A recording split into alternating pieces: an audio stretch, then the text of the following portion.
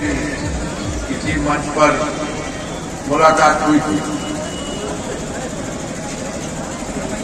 पूरे देश के पैमाने पर आज गुरु रविदास की याद में उनकी जयंती मनाने के लिए जगह जगह झांकियां निकली हुई हैं। ऐसे समारोह पार्कों में, चौराहों पर या बड़े बड़े अच्छे हॉल में भी आयोजित किए गए हैं। मैं तो कल तक दिल्ली में था, लोकसभा का सत्र चल रहा है और आज भी सत्र था, लेकिन मैंने अपने नेतृत्व से मांगी और उनसे उपस्थिति दर्ज कराने के बाद और अपनी श्रद्धांजलि अर्पित कर देने के बाद फिर दूसरे समारोह में समय होगा तो भाग लेंगे। अब सब जगह तो संभव नहीं है, लेकिन प्रयास करूंगा कि जितनी जगह पहुंच सकूं। मंच पर उपस्थित कवि मंचासीन सम्मानित सदस्यगण, इस समारोह के आयोजन में अपना योगदान देने वाले सभी सम्मानित साथियों को मैं बहुत धन्यवाद देता हूं कि आप सबने एक शानदार महफिल सजाई। आज के इस कार्यक्रम को मेरा मानना है कि सिर्फ एक उत्सव के रूप में और एक परंपरा के रूप में ही मना करके और हम इसे इतिश्री कर दें तो ये मुनासिब नहीं है। कभी विचार करिए, उस दौर में जब आपको समाज में बैठने का भी अधिकार नहीं था, शिक्षा ग्रहण करना तो दूर की बात। किस तरह का जीवन था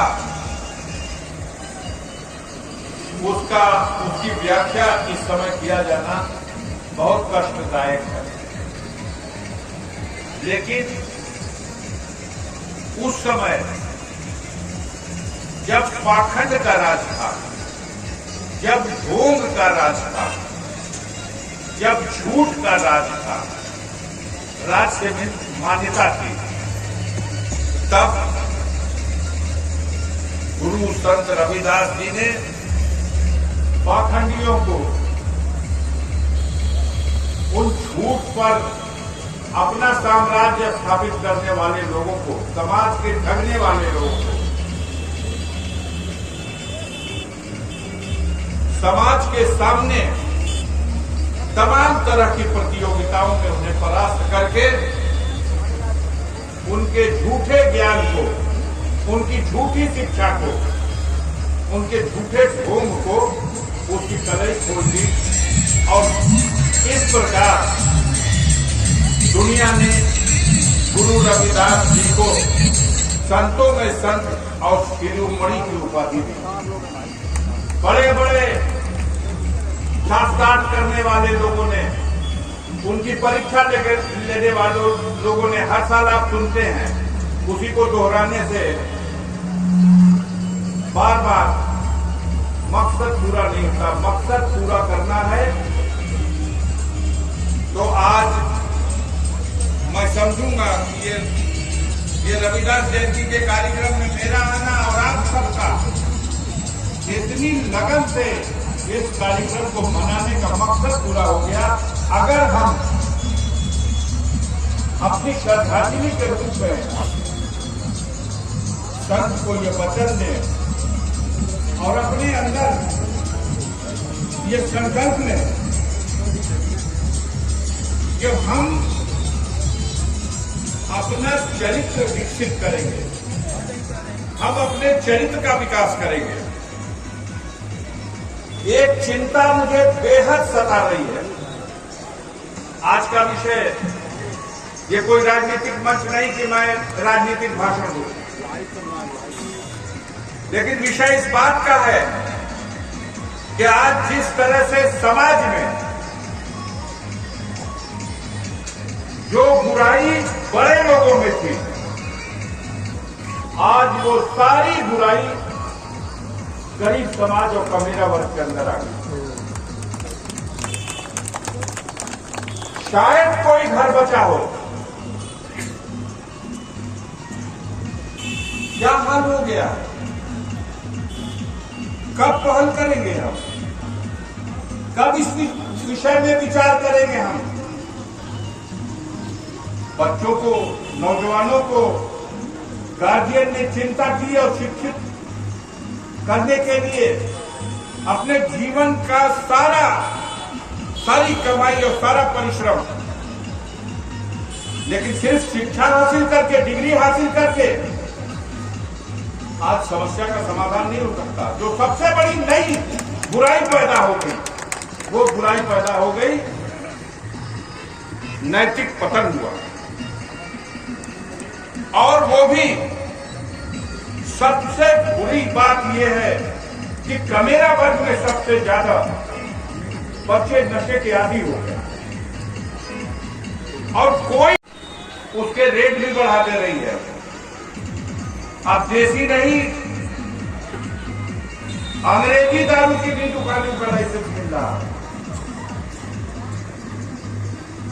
और दवा की दुकानों से ज्यादा, किताब और कॉपी की दुकानों से ज्यादा शाम के समय चले जाइए तो मधुशाला का नजारा देख के ऐसे लगता है कि कोई बहुत बड़े संत महात्मा का कोई आश्रम जिसका दर्शन करने ये लोग आए थे। कब हम टोकेंगे? कब आप अपने परिवार को रोकोगे? इस संत के चरणों में मैं समझता हूं सबसे बड़ी श्रद्धांजलि यही होगी। क्या था? कुछ भी नहीं था, लेकिन किस तरह से उन्होंने सत्य के आगे पाखंड को झुका दिया। आप शिक्षित भी हो लोगे,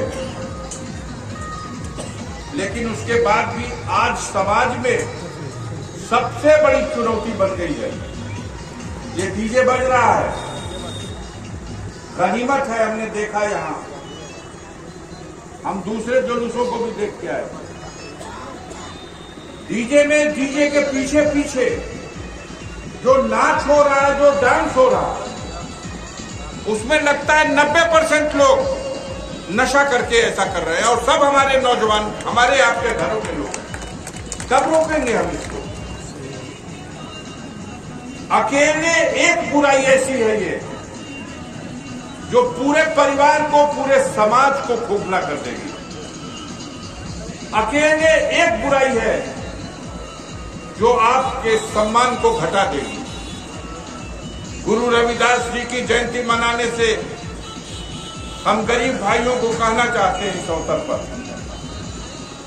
शिक्षित, बुद्धिजीवी, चिंतक, हर तरह के लोग इस महफिल में बैठे हुए हैं। मैंने आज के लिए यही एक विषय चुना है अपने लिए। हर विषय पे हर व्यक्ति बोलेगा, उसको भी सुनिए और ग्रहण कीजिए, लेकिन मेरी एक बात ग्रहण कीजिए।